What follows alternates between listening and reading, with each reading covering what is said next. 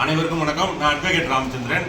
இன்னைக்கு நம்ம சேனலில் யார் வந்திருக்காங்கன்னா, உச்சநீதிமன்ற வழக்கறிஞர் ஆனரபிள் கிருஷ்ணமூர்த்தி ஐயா அவர்கள் வந்திருக்காங்க நம்ம சேனலில். இப்போ புதுசாக 3 சட்டங்கள் இதுவாக இருக்குது. அதில் பார்த்தீங்கன்னா நம்ம 317 சிஆர்பிசி, அதாவது அக்யூஸ்ட் வரலன்னா நீதிபதியில் கொடுப்போம், நம்ம வழக்கறிஞர்லாம் கொடுப்போம். இப்போ 317 இப்போ நம்ம BNSS ஆக்ட் அது போல என்ன செக்ஷனை பற்றி ஐயா விளக்கமாக மக்களுக்கு தெரிவிப்பார். ஐயா, கடலூர் கோர்ட்டில் பிரதர் அட்வொகேட் சகோதர வழக்கறிஞர்கள் பிரதர் ராமச்சந்திரன் அண்ட் கரோடியா ஜெய்கோபால். கரோடியான்னா நம்ம மெட்ராஸில் அவர் பேர் தான் நிறைய ஸ்கூல் இருக்குது. ஜெய்கோபால் பிரதர்ஸ் சந்திச்சதில் ரொம்ப மகிழ்ச்சி. கடலூர் பார் ரொம்ப ஃபேமஸான பாருங்க. ஆனரபிள் விருதாசன் ரெட்டியார்லேருந்து பல புகழ்பெற்ற ஈவன் ஒரு சீனியர் பிரதர் அட்வொகேட்டுடைய டாக்டர் பொன்னிங்கிறவங்க ஐபிஎஸ்ஸாக இருக்காங்க. வைரிநாதன் அப்படின்னு நினைக்கிறவங்க சொல்லிட்டு வெரிஃபிகேஷன் அவர் ஐஏஎஸ்ஸாக இருக்காரு. இந்த மாதிரி பல சிறப்பு பெற்றதான். இப்போ இந்த ஆக்ட் அமலுக்கு வந்துருச்சு.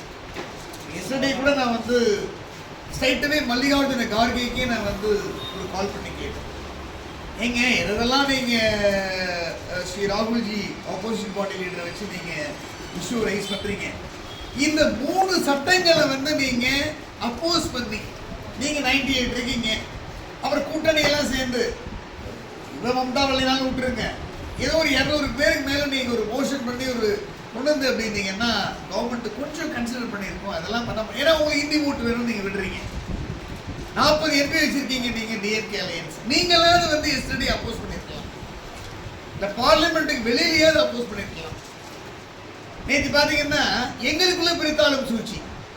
பிஜேபி பிரதர் அட்வொகேட்ஸ் கிராக்கர்ஸை பிளாஸ்ட் பண்ணி பட்டாசை வெடித்து வரவேற்கிறாங்க. மற்றவங்க பாதிக்கப்பட்டவனால ஏற்றுக்கொள்ள முடியாத மனநிலை உள்ளவங்க நம்ம உண்ணாவிரதம் நடத்துகிறோம், போராட்டம் நடத்துகிறோம். அப்போ 2 பேருக்குள்ள அடிதடி வர மாதிரி, கிளாஷ் வர மாதிரி பிரித்தாலும் சூழ்ச்சி நடந்திருக்கு. இதெல்லாம் விட்டுருங்க, இதெல்லாம் பாலிடிக்ஸு. ஆக்ட் அமலுக்கு வந்துருச்சு. ராம்குமார் ஆதித்தன் ஒரு முதல்வருக்கு மெட்ராஸ் ஹைகோர்ட்டில் ஃபைல் பண்ணியிருக்காரு. டுமாரோ டே ஆஃப் டுமாரோ ஏறி வரும், பட் டிஸ்மிஸ் தான் ஆகும். சுப்ரீம் கோர்ட்லேயே ஆனரபிள் பில்லு வரும்போதே அவர் சொல்லிட்டாருங்க, ஏதாவது ஃபண்டமெண்டல் ரைட் இன்ஃப்ரிஞ்ச் ஆச்சுன்னா நீங்கள் கொண்டு வாங்க.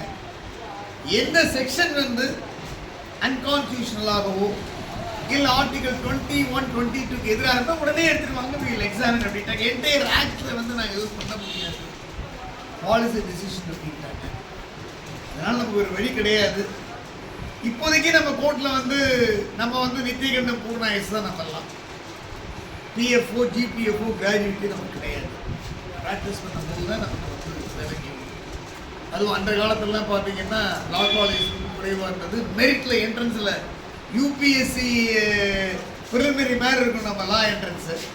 அப்புறம் 1 இயர் கம்பல்சரி இன்டர்ன்ஷிப் எல்லாம் இருந்து இப்போ அதெல்லாம் போயிடுச்சு. ஏகப்பட்ட காலேஜ் வந்துடுச்சு. அவன் 3 lakhs 4 lakhs கொடுத்து ஆந்திராவில் இப்போ ஈஸ்வர் ரெட்டி லா காலேஜ் எல்லாம் பேன் பண்ணியிருக்காங்க. பல சில விஷயங்கள் சொல்ல முடியல வெளியில். ஆந்திரா கர்நாடகாலேருந்து எல்லாரும் வர ஒன்றுமே தெரியாதவெல்லாம் பெரிய இஷ்யூவாக நமக்கு நியூசன்ஸாக இருக்குது. திண்டுக்கல் பார் ரெசல்யூஷன் பாஸ் பண்ணி கூட அவங்க மேலே ஆக்ஷன் எடுக்கிறாங்க சில பேருங்க. இந்த நிலையில் நம்ம இந்த ஆக்டை நம்ம வேறு வழி இல்லாமல் ஏற்றுக்கிறோமோ இல்லையோ ப்ராக்டிஸ் பண்ணால் தான் நம்ம பெஷன்ஸ் ஃபைல் பண்ண முடியும், நீதி பரிமாணம் பண்ண முடியும். இது எல்லாருக்குமே தமிழ்நாட்டில் கஷ்டமாக இருக்குது. ஜுடிஷியல் மேஜிஸ்ட்ரேட்டாக இருக்கட்டும், லேர்னர்டு எம்எம் ஆகட்டும், லேர்னர்டு ஜேஎம்மாக இருக்கட்டும், சபார்டினேட்லேருந்து ஆனரபிள் டிஸ்ட்ரிக்ட் ஜுடிஷியரி வரைக்கும் கொஞ்சம் அந்த சான்ஸ்கிரிட் உள்ள டேர்மை கிரகித்து கொண்டு ஆர்கியூ பண்ண போது கஷ்டமாக தான் இருக்கும். இப்போ நம்ம சிஆர்பிசி எடுத்தீங்கன்னா ஏர்லியர் 484 செக்ஷன்ஸ் இருக்கு. இன்னைக்கு பார்த்தீங்கன்னா 531 செக்ஷனில் கொண்டு அடக்கியிருக்காங்க. சில செக்ஷன்ஸை ஊற்றிருக்காங்க, சில செக்ஷன்ஸை நீக்கியிருக்காங்க. அதில் சில விஷயங்கள் போலீஸ் கஸ்டடி, ஹேண்ட்கப் அந்த மாதிரி விஷயங்கள் உங்களுக்கு நம்ம கொஞ்சம் பாதகம் இருக்குது. அது தனியாக கொண்டு போய் சேலஞ்ச் தான் பண்ணாமல் இருக்க முடியாது. இப்போ அதிகமாக நம்ம தமிழ்நாடு மட்டும் இல்லை, எல்லா கிரிமினல் ட்ரையல் கோர்ட்லையும் பயன்படுத்தக்கூடிய, அதாவது மோஸ்ட் வல்னரபிள் யூசேஜ் அப்படின்னு எடுத்தீங்கன்னா 317, 256. இந்த 317 அப்படிங்கிறது எல்லாருக்குமே தெரியும். நம்ம absence of the accused, dispense with the personal attendance of the accused. அது வந்து இப்போ என்ன செக்ஷனாக மாறிடுச்சுன்னா 355 ஒன்றாக மாறிடுச்சு.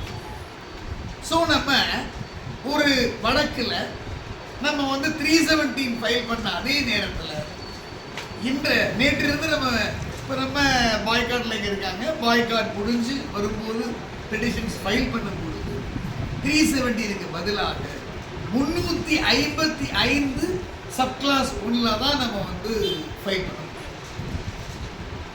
அந்த சட்டத்தை நம்ம வந்து BNSS ஆக்ட் 2023 நம்ம ஷார்ட்டாக நம்ம கன்சைஸாக சொல்லலாம். இல்லைன்னா இந்த பாரதிய நாகரிக் சுரக்ஷா சங்கீதா ஆக்ட் 2023 கூட நம்ம ஃபார் எக்ஸாம்பிள் CRPC நம்ம போடுற இடத்துல BNSS அப்படின்னு போடுறது நமக்கு நல்லது. அதே மாதிரி 256 வந்து அதிகமாக நம்ம 138 கேசஸில் நம்ம ஃபைல் பண்ணுவோம் on behalf of the complaint. Negotiable instrument. ஆமாம், அந்த செக் டிஸானர் கேஸில் அது வந்து இப்போ என்னவா மாறி இருக்கு அப்படின்னா உங்களுக்கு வந்து 279 அப்படின்னு மாறி. ஸோ இது ரெண்டுமே நம்ம அதிகமாக வந்து புழக்கத்தில் உள்ள யூசேஜில் உள்ள செக்ஷன்ஸ். 317க்கு பதிலாக 355(1) BNSS ஆக்ட் 2023. அதே மாதிரி 256க்கு பதிலாக 279 the BNSS ஆக்ட் 2023 நம்ம சகோதர வழக்கறிஞர்களை பெட்டிஷனை ஃபைல் பண்ணி நீதிபதி பாலனம் செய்வதற்கு ஐ நாட் அட்வைசிங்.